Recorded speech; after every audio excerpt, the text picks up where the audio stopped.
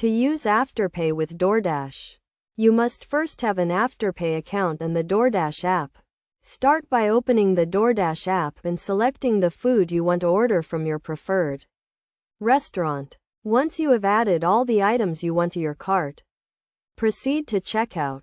At the checkout page, you will see various payment options. Select Afterpay as your payment method.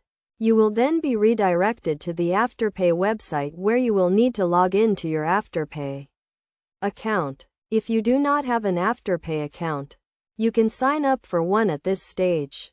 After logging in to your Afterpay account, you will see the total cost of your order and the payment schedule.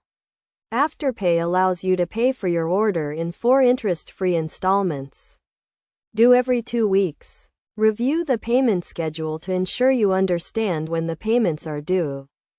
Once you have reviewed the payment schedule, confirm your order and you will be redirected back to the DoorDash app. Your order will then be processed and you will receive an estimated delivery time.